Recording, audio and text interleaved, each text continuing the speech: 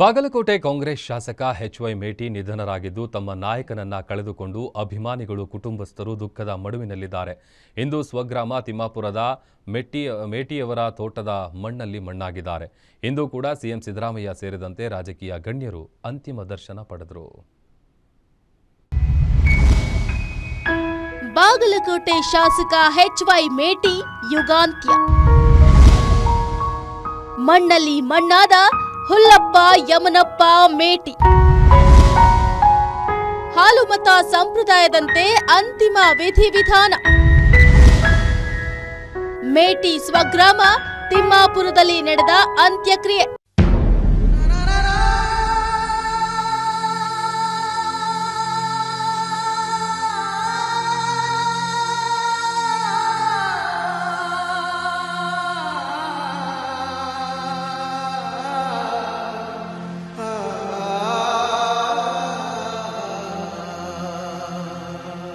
ಬಾಗಲಕೋಟೆ ಶಾಸಕ ಎಚ್.ವೈ. ಮೇಟಿ ಅವರು ನಿನ್ನೆ ಬೆಂಗಳೂರಿನ ಅಪೋಲೋ ಆಸ್ಪತ್ರೆಯಲ್ಲಿ ಅನಾರೋಗ್ಯದಿಂದ ನಿಧನರಾದರು.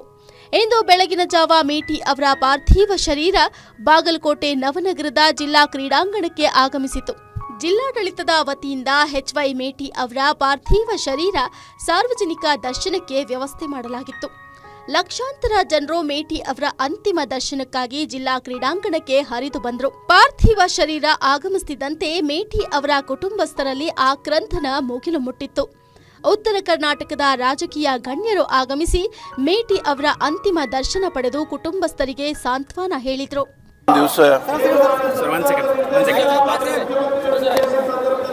ನನ್ನ ಆತ್ಮೀಯ ಸ್ನೇಹಿತರಾಗಿರ್ತಕ್ಕಂಥ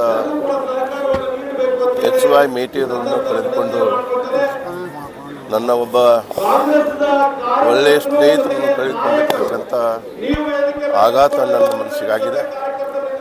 ದೇವರು ಇಷ್ಟು ಬೇಗನೆ ಅವರನ್ನು ಅಪ್ಪಿಕೊಳ್ತಾರೆ ಅನ್ನೋ ಭಾವನೆ ನಮಗಿರಲಿಲ್ಲ. ನಿನ್ನಿನ ದಿನ ನಾನು ಪ್ರತಿ ಕ್ಷಣ ಅವರ ಆರೋಗ್ಯದ ಬಗ್ಗೆ ಯೋಚನೆ ಮಾಡ್ತಕ್ಕಂಥ ಸಂದರ್ಭದಲ್ಲಿ ಇವತ್ತು ನಮ್ಮನ್ನು ಬಿಟ್ಟು ಅಗಲಿದ್ದಾರೆ ಅನ್ನುವ ಶಬ್ದವನ್ನು ಕೇಳಿ ನಮ್ಮ ಬಾಗಲಕೋಟೆ ಜಿಲ್ಲೆಯ ಬಾಗಲಕೋಟೆ ಮಹಾನಗರದ ಮತಕ್ಷೇತ್ರದ ಶಾಸಕರು, ಹಿರಿಯರು, ಮಾಜಿ ಸಚಿವರು, ನಮ್ಮ ಶ್ರೀಪೀಠದ ಅತ್ಯಂತ ಅಭಿಮಾನಿ ಶಾಲೆಗಳಾಗಿರ್ತಕ್ಕಂಥ ನಮ್ಮ ಎಚ್.ವೈ. ಮೇಟಿ ಅವರು ಇವತ್ತು ಲಿಂಗೈಕ್ಯರಾಗಿರ್ತಕ್ಕಂಥ ಸುದ್ದಿ ಕೇಳಿ ನಮಗೆ ತುಂಬ ನಿರಾಶೆಯಾಗಿದೆ. ಕಾರಣ ಅವರ ಸರಳವಾದಂಥ ವ್ಯಕ್ತಿತ್ವ, ಜನಪರವಾದಂಥ ವ್ಯಕ್ತಿತ್ವ ಮತ್ತು ನಮ್ಮ ಶ್ರೀಪೀಠ ಜೊತೆ ನಿರಂತರವಾಗಿರ್ತಕ್ಕಂಥ ಒಡನಾಟ ಹೊಂದಿರ್ತದೆ.